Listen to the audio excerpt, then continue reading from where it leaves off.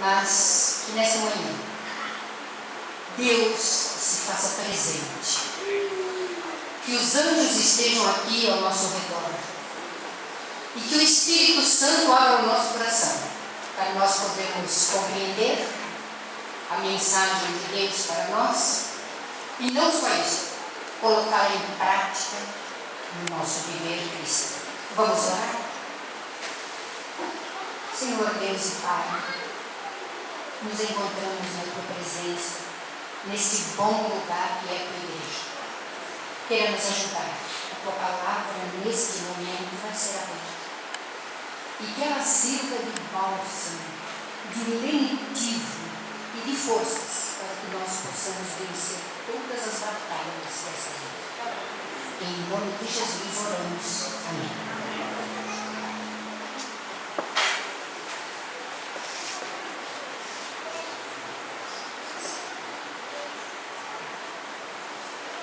Vamos abrir a nossa Bíblia no livro de São Mateus, no capítulo 5.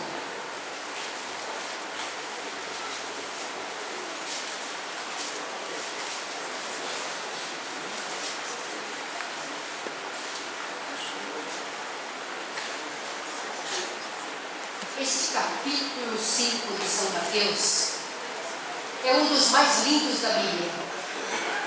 Jesus aqui mostra realmente quem somos nós. E o verso 8 é o que nós vamos nos ater nesta manhã. Bem-aventurado os limpos de coração. Por quê? Limpos de coração. Vivemos hoje em um mundo de impurezas. Tudo é impuro. O ar é poluído. Esses dias a televisão noticiou que a umidade relativa do ar em Ribeirão Preto estava em 12%. 12%. Por isso é que eu senti que quando eu respirava, parece que a respiração não se completava. 12%. Então, nessa manhã, eu estou louvando a Deus pela grandiosa chuva que Ele nos mandou. Que bênção! Que bênção! Então, hoje o ar é poluído, os alimentos são contaminados. Esses dias eu ouvi alguma coisa a respeito do tomate. As donas de casa que fazem compra aqui devem ter percebido que os tomates atualmente são bem firmes. Verdade? Vocês sabem por que o tomate está mais firme? Porque ele recebeu mais um pouquinho de agrotóxico para que ele não apodrecesse rapidamente. Estamos comendo o que é impuro ou não? Sim. Lá no Mercadão tem um box ali que está escrito assim: produtos sem agrotóxico orgânicos. É mais caro? Muito. Bem mais caro. Mas vale a pena? Para nós termos uma vida mais pura? Vale a pena. Vale a pena. Às vezes, quando nós vamos comprar um determinado produto, pegamos ele, a primeira coisa que nós dizemos para o vendedor é esta: ele é puro. Quem sabe o que é? Muito bem, eu tinha certeza que era o Valdinotti que ia responder. Porque ele compra e usa, faz o uso do mel. É puro esse mel? É puro, sim, senhora. De onde é? Ah, é lá da minha fazenda e tal. Você vai para casa com o mel, começa a usar e percebe que o mal é tipo de uma glicose, como existia o cário antigamente. Vocês lembram do cário? Era pura glicose. Às vezes tem mel que vem escrito embaixo assim: o mel é puro e pode açucarar. Caso isso aconteça, você leve-o ao fogo. Mas o mel é puro. Muitas pessoas correm para procurar o que é puro. E hoje, nós podemos sentir realmente o que é puro. E quando nós estamos comendo coisas impuras, que Adão viveu quantos anos? 930. E Matusalém? 969. Olha, se eu chegar aos 69, está muito bom. Mas ele viveu 900 a mais. Por que isso?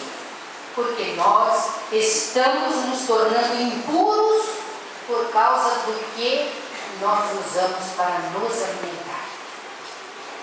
Mas sem falar de alimento, vamos falar sobre o nosso mundo. Algumas coisas que são impuras. Imoralidade, corrupção, delinquência juvenil, pedofilia, bullying, nossa, quanta coisa. E por aí vai a lista interminável de coisas que têm contaminado o mundo e às vezes têm nos afetado. A pureza é um atributo divino.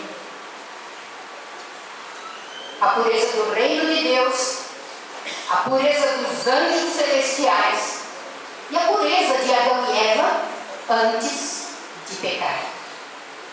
Considerando que a pureza é contrário à impureza, entendemos que tudo que é impuro precisa ser purificado. Partindo desse princípio, fica fácil a gente entender que tudo ao nosso redor está impuro. Quando folheamos as páginas do Antigo Testamento, nós vamos ver como Deus usa várias, e eu imagino que centenas de vezes, a palavra puro e a palavra impuro. Quando é que Deus usava essas palavras? Quando você vai pegando o livro de Levíticos. Quando? Através do conhecimento ao povo das leis. Saúde. E das leis cerimoniais. E Deus conclui o que é puro e o que é impuro através da purificação do santuário, que ocorria quando? Uma vez por ano. Uma vez ao ano. Vejam como Deus é detalhista no que se refere à pureza. O seu santuário precisava se purificar todo o ano. Por isso que lá no Sermão do Monte, Jesus diz: bem-aventurados os limpos de coração. E em outras traduções diz: bem-aventurados os puros de coração. Alguém tem essa tradução? Bem-aventurados os puros de coração, porque deles é o reino do céu. Dois meninos foram escolhidos para responder a seguinte pergunta: o que é que você acha que é pureza? Um de 10 anos e outro de 7. O de 7 anos disse assim: pureza é não praticar coisas más. Veja a mentalidade da criança. E pureza é um casal que se ama muito, porque eles têm um amor puro. E pureza também é sempre dizer a verdade. Nesse momento, o menino tocou num ponto nevrálgico para cada um de nós. Como estamos nos nossos negócios?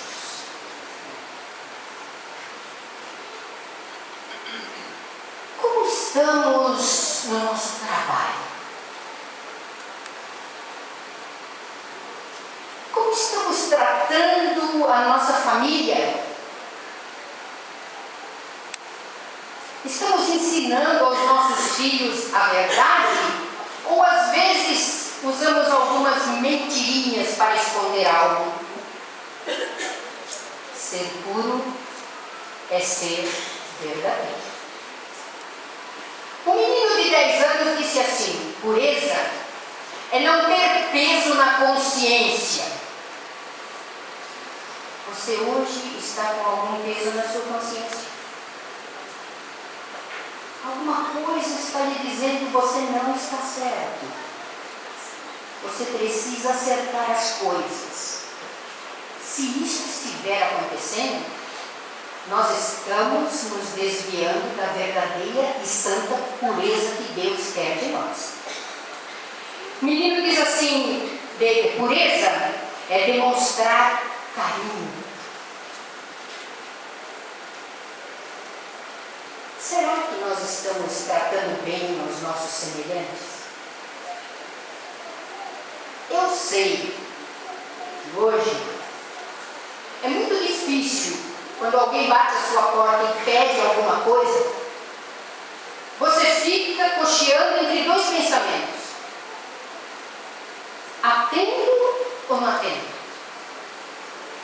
Abro ou não abro a porta? Veja o mundo que nós estamos vivendo.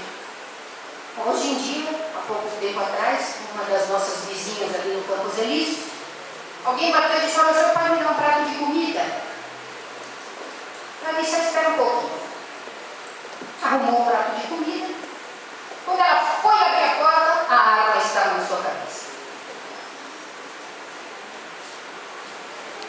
E agora, os irmãos estão pensando assim: e ainda a senhora quer que a gente pratique o amor ao próximo? É muito difícil, eu sei.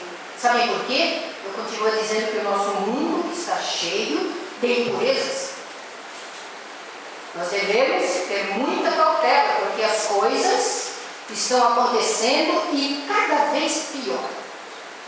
Cada vez pior. Existem 3 aspectos onde a pureza deve ser considerada. O primeiro aspecto é a pureza primitiva.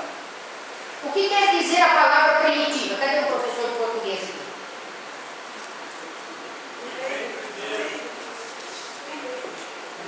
Isso. Primitiva é algo de que dele se origina todas as demais coisas. Não é isso? A pureza primitiva é um atributo de Deus.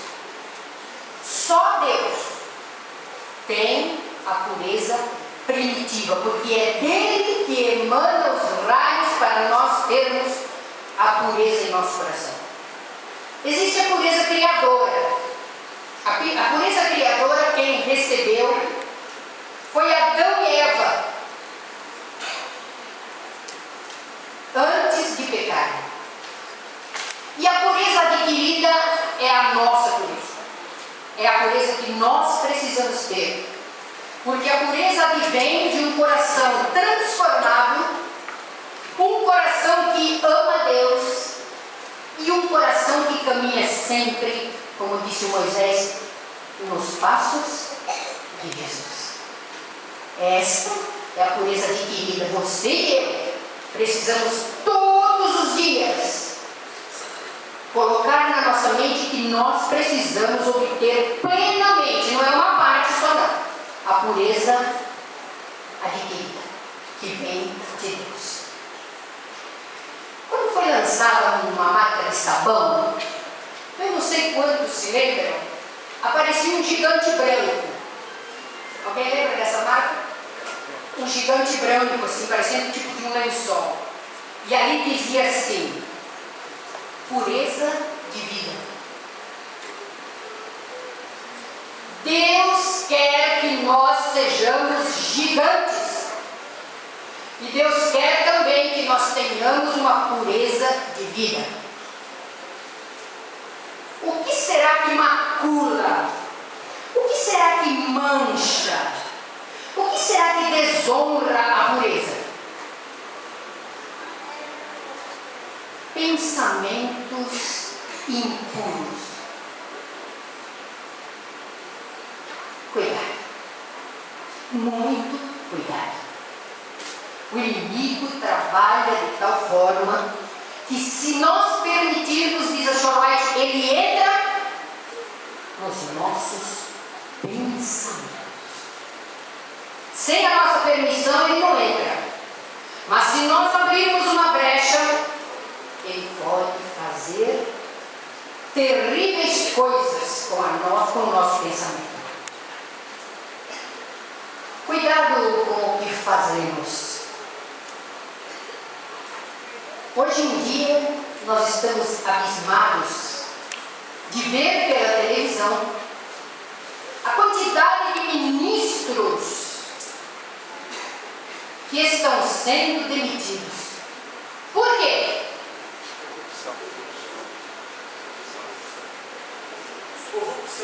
Corrupção. Tem um outro nome. Outro nome.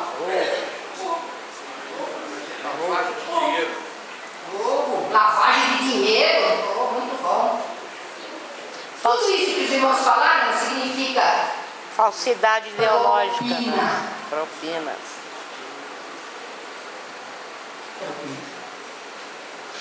O ser humano não pode ver dinheiro. É verdade ou não? Alguma coisa que vai trazer algum benefício. Eu creio que a maioria dos irmãos aqui assistiram pela televisão nesta semana um caso inusitado sobre a criminalidade. Um dos chefes do tráfico no Rio de Janeiro, por nome Ney, olha, os irmãos estão por nome Ney, foi capturado. Entre os soldados que ajudaram na captura deste homem, estava um soldado por nome Israel.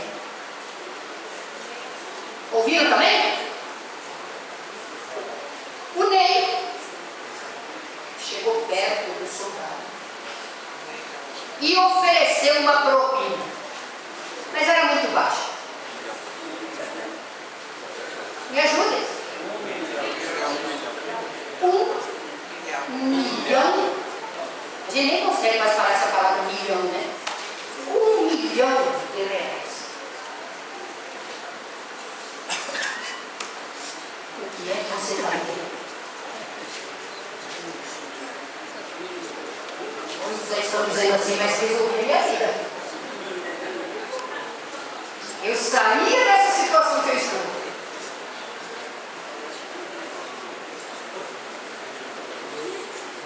Às vezes nós só vemos cifrão na nossa frente. Mas aquele homem, eu creio que ele não era adventista, mas ele teve uma atitude do verdadeiro cristão. Fizeram uma pergunta para ele: por que você não aceitou a grande oferta do rei? Ele disse: porque eu queria chegar na minha casa, deitar no meu travesseiro e ter a certeza de um dever cumprido. E o que diriam meus filhos, diz Israel para a mulher que estava entrevistando? Para mim, diz ele, o mais importante é a honra. Esse é o verdadeiro soldado de Cristo? Devemos imitá-lo. Você alguma vez já se viu tentado de soltar uma gorjeta para alguma coisa que está demorando para sair? Já se sentiu? Ó, dá um jeitinho. Eu estou com pressa. Olha como a fila está grande. Me ajuda que depois.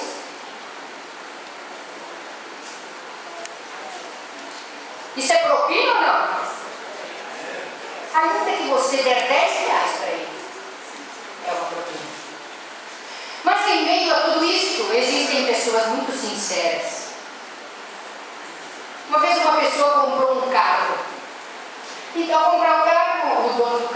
esquadrinhou tudo, tirou todas as coisas que tinha dentro do carro. E a pessoa que comprou foi embora, não morava na cidade, morava em outra cidade. Quando ele chegou lá, o filho com ele foram tirar os bancos para fazer uma limpeza geral no carro. Embaixo do banco do motorista tinha uma carteira.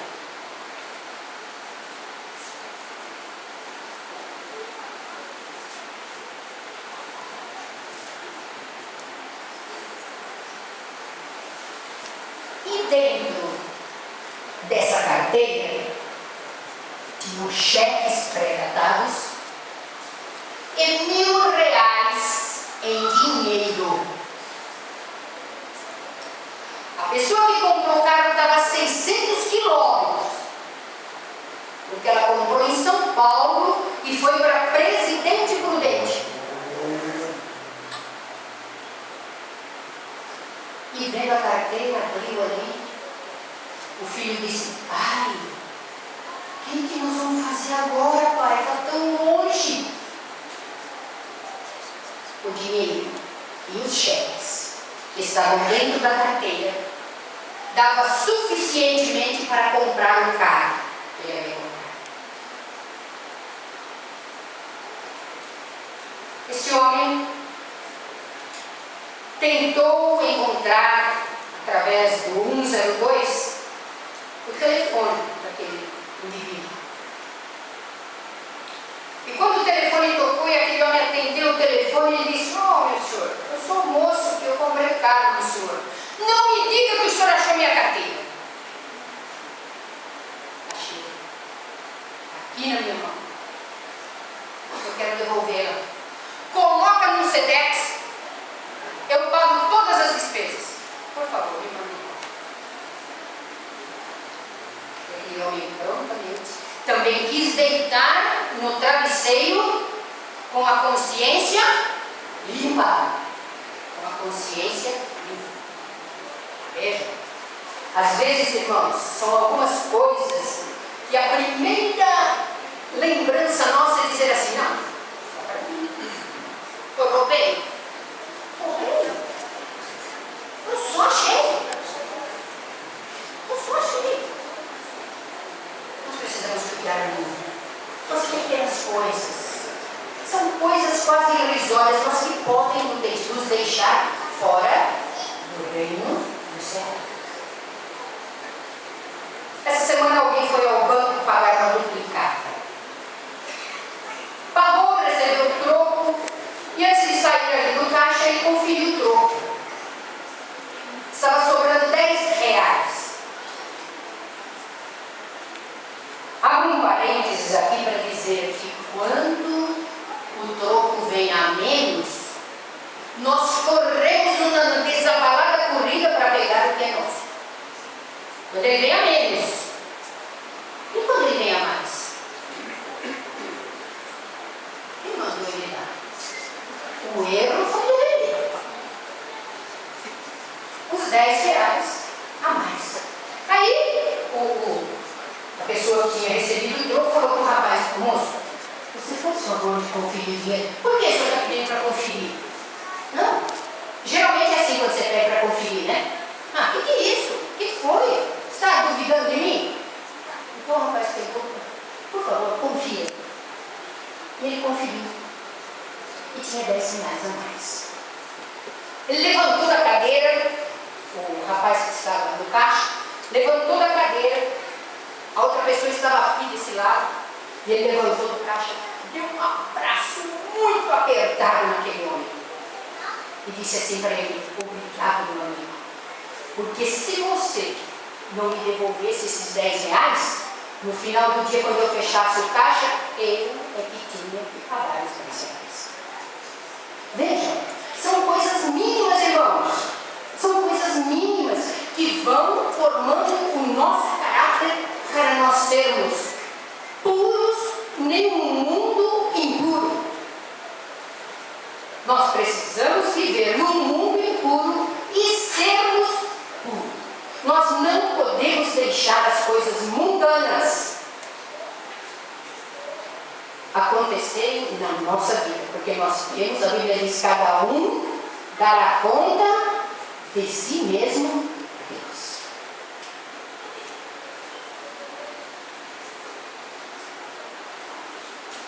Qual seria o desejo de Deus para o seu povo? Vamos lá na nossa Bíblia em Tito, no capítulo 2. Tito é quase lá no fim. Um pouquinho antes de Hebreus. Tito no capítulo 2, verso 14. Vamos ver o que Deus quer de nós. O qual se deu a si mesmo por nós, para nos remir de toda iniquidade e purificar para si mesmo um povo seu, especial, zeloso e de boas obras.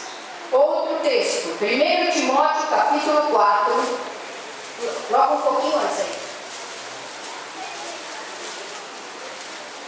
1 Timóteo capítulo 4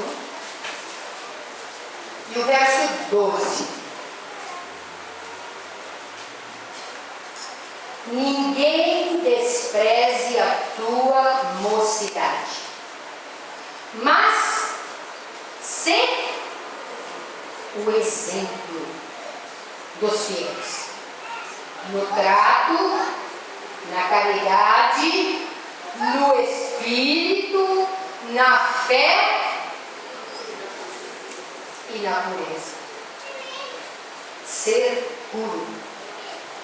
Você já bebeu uma água impura? Já bebeu?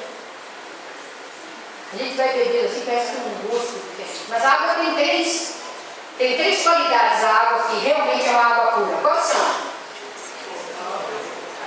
Hein? Sem gosto. Sem cheiro e sem sabor. Sem cheiro. E sem.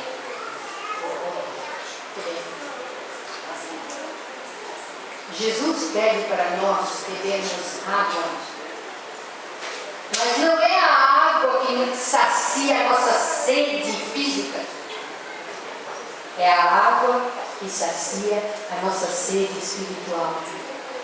É aquela água que ele ofereceu para a samaritana, porque quem beber daquela água, eu acho lindo o verso que diz assim: será nele uma fonte a jorrar para a vida eterna. Você quer ser uma fonte a jorrar para a vida eterna? Então você precisa beber da água da vida. Como beber a água da vida para ser puro? Como? Realizando diariamente o culto familiar. Eu vou repetir. Para bebermos a água pura, precisamos realizar o culto familiar. Não vou perguntar, mas quantas vezes durante a semana você realiza o culto familiar com sua família? Quantas vezes? Quantas vezes sozinho,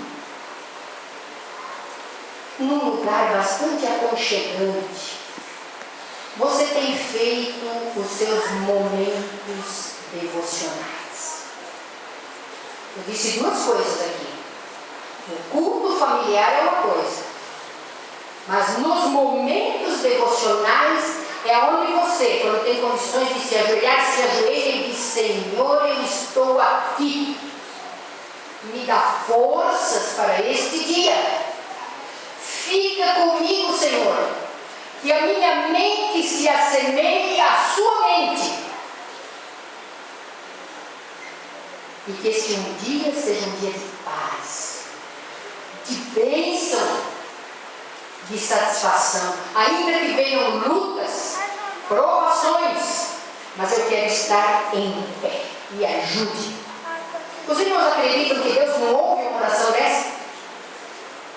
Deus ouve. O Senhor vai ter desejado de todas as nações, diz assim: Deus se inclina do seu trono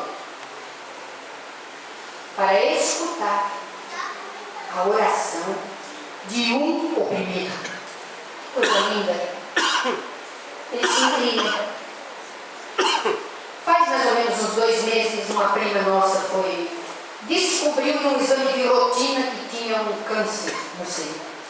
E o médico disse assim para ela: depois de amanhã eu estou te operando. Seu caso é grave. Primeira coisa que ela fez lá de São Paulo foi ligar. Alerta. Ivete, eu confio muito nas orações. Olhem por mim. Peça para a igreja orar por mim. Bom, gente de fora. Por quê? Porque vê alguma coisa diferente. E nós, irmãos, precisamos ser diferentes. Nós não podemos ser igual, porque nós estamos buscando a pureza de coração. E foi tão maravilhoso. Ouvimos a respeito da cirurgia e tudo. E anteontem ela me ligou: eu agradeço muito, muito a Deus, porque Ele fez um milagre na minha vida. São pessoas não cristãs. São pessoas que a gente não consegue fazer o Evangelho penetrar na vida delas. São pessoas que não gostam que se fale sobre religião.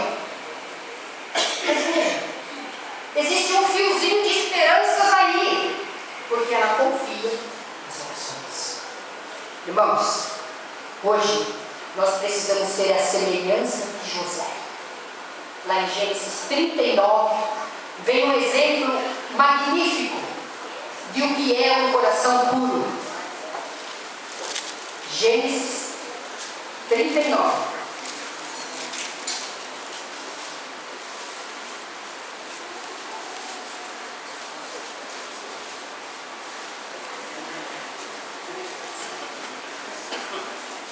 Versos 6 ao verso 9.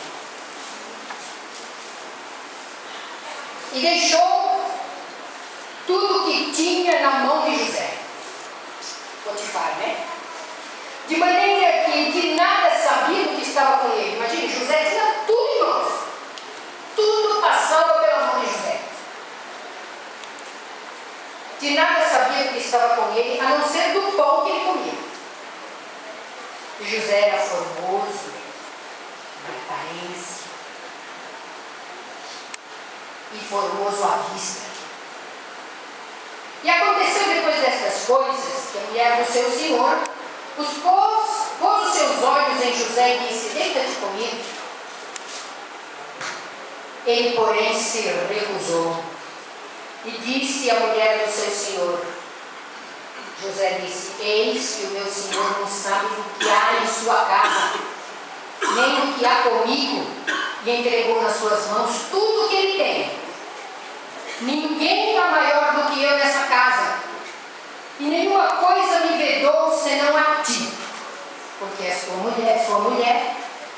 E a frase que todos nós precisaríamos falar na hora da tentação. O que José disse? Como eu faria este tamanho mal e pecaria contra Deus? Irmãos, haveria uma revolução na nossa vida espiritual.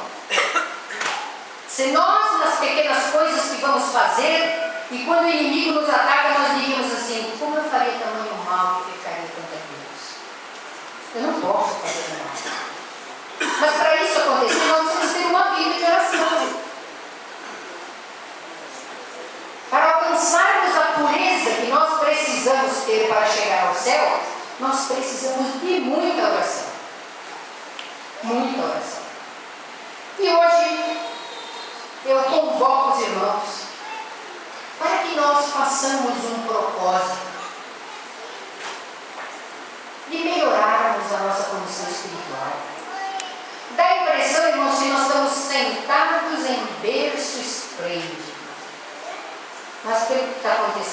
os irmãos sabem que o fim, muito, muito, muito próximo. As coisas que vemos hoje, há 10 anos atrás, para nós eram uma utopia. Algo não imaginável. E hoje, em todos os lugares nós vemos acontecer barbaridades. Há lutas, há problemas. Alguém às vezes pode dizer assim, nossa, mas o meu parente fulano, ele não é adventista, mas ele não tem problema na sua vida física, ele é perfeito, ele ganha muito bem, a família está muito bem estabilizada. E eu nunca tenho dinheiro para nada. O salário entra e sai escorregando. O resto do mês eu passo sem nada. Olha, eu tenho tantos problemas de doença, dói aqui, dói ali. Não é, irmã Tereza? Não é, irmã Tereza? Dói aqui, dói ali, dói não sei aonde. E passamos a nossa vida com dores. Se eu perguntar quem não tem nenhuma dor aqui, ninguém vai levantar a mão. Eu tenho certeza. Nem que for o dedão do pé, olha. Então, é isso que eu posso. E meu amigo lá que não é adventista não tem nada. Vocês não sabem por que isso acontece? E é verdade o que eu estou falando. Acontece mesmo. Acontece. Sabe por que isso acontece? Porque Satanás não precisa se incomodar com aquela pessoa. O objetivo, o intuito de Satanás é lutar conosco. É nos dar um espinho na carne, como deu para falar. Mas a Bíblia diz em tudo, dê graças. Mas Senhor, como que eu vou agradecer isso? Agradeça. Se você tem isso, você poderia ter algo muito pior. Quem sabe se Deus fosse lhe dar mais dinheiro, o próprio dinheiro te levaria a perder a fé. Deus é que sabe. Então, nesta manhã, eu convido os irmãos a permanecerem firmes, confiando em Deus, tendo a certeza de que nós um dia veremos de alcançar um coração puro. Esse é o meu desejo.